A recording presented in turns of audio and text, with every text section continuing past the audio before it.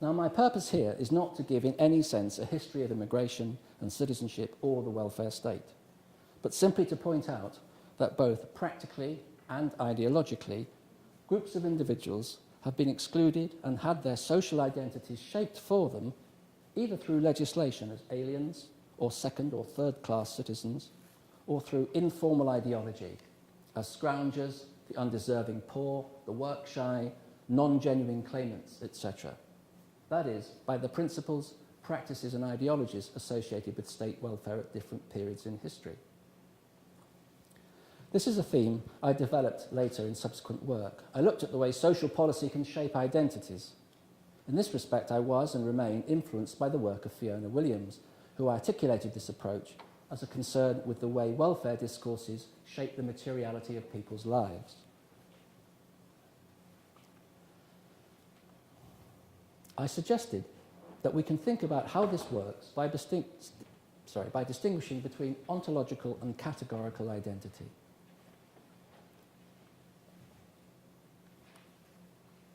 Put simply, ontological identity is our coherent sense of self or being in the world, and categorical identity refers to the social identity categories we inhabit and which shape our social selves as we live in particular relationships with others.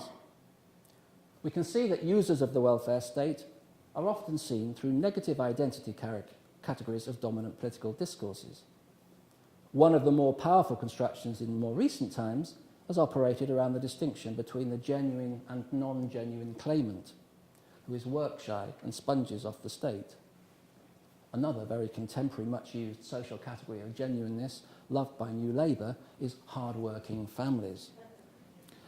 For us as individuals, we work up a sense of our coherent ontological identity partly through the categorical identities that are offered up to us within the social relationships through which we live our lives. If these are negative identities shaped by political antagonism to the welfare state, this can have a powerful effect on our sense of self and our personal well-being if we are state welfare service users. The way welfare is organised and thought about then, just like other social forms and institutions, bears on us as individuals and helps shape the way we not only live our lives, but the available social categories through which we think about ourselves and live out our identities. The same is true for discourses around well-being, and thinking of ourselves as responsible, autonomous individuals who must strive for individual happiness is a means of governance of the self that shifts responsibility for social risks from a collective responsibility to be managed by the state to one to be managed by responsible individuals. This individualisation of risk has been one of the key changes observed by social scientists since the work of Giddens and Beck, and may be an important backdrop to the rise of individual anxiety, stress and depression today, increasingly common causes of social and personal ill-being. However, I think we have to consider not only the way we are governed by social forms, but also how we can find positive ways of being within them that allow us to be more expressive and which recognise our subjectivity, and perhaps support a deeper sense of ontological security and personal well-being. Now, as I suggested earlier, well-being cannot adequately be equated simply with positive emotional states. Ryan and Sapp, two psychologists working within a multidisciplinary approach to well-being, coming out of the University of Bath, suggest well-being concerns a person's capacity for optimal functioning and encompasses not only the issue of physical health, but also a sense of interest in one's surroundings, a confidence in being able to formulate and act to fulfil goals, and the motivation and energy to persist in the face of obstacles. A well-being is able to maintain its vitality and to thrive within its everyday ecological environment. Now, this is a much fuller version of well-being, which draws on the distinction in the Aristotelian tradition between hedonia and happiness and eudaimonia, or self-fulfillment. In fact, this is an approach which is increasingly finding favour in academic social policy. It allows us, as Goff, McGregor and Camfield at Bath have argued, to think about the conditions of a more fully rounded humanity.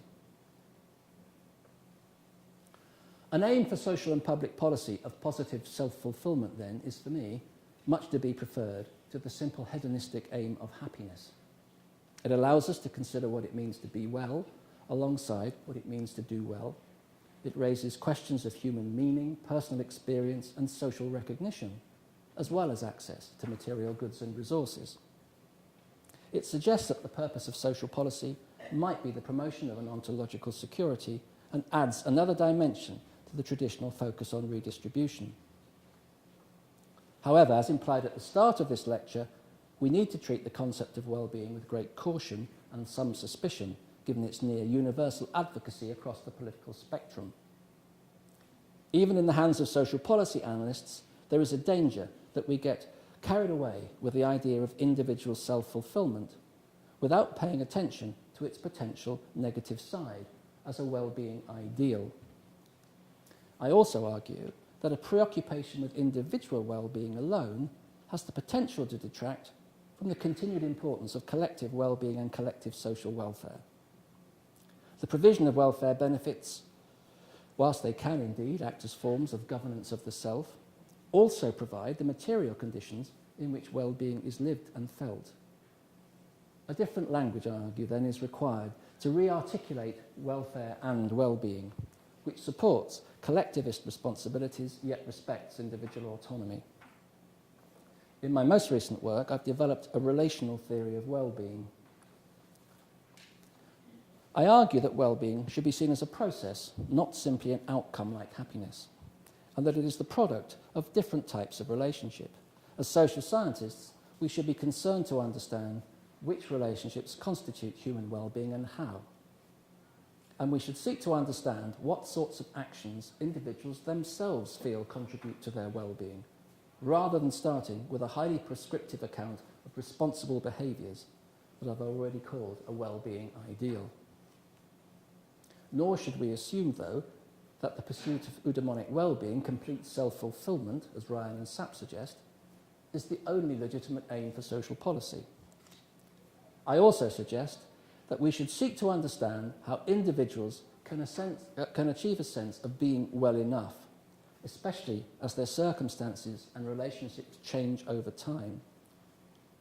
This is particularly relevant, for example, in relation to the life course and ageing. Recent research with age concern by Marianne Barnes and Lizzie Ward in the School of Applied Social Sciences has investigated how older people themselves define their own well-being and what their aspirations are.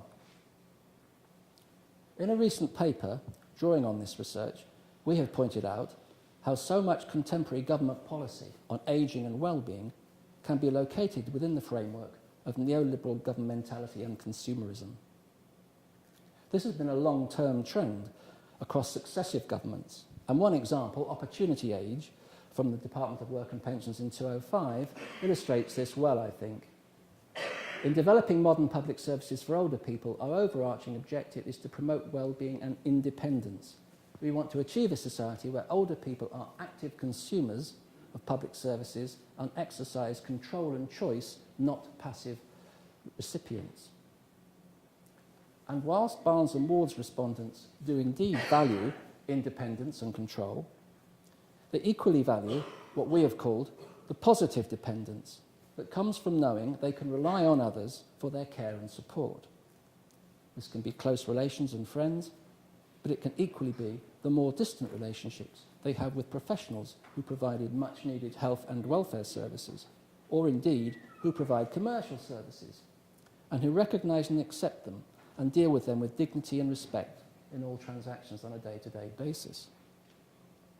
We also argue that we should consider well-being and old age not only in terms of which relationships contribute to older people's well-being, but also how older people themselves might be a resource for the well-being of younger people.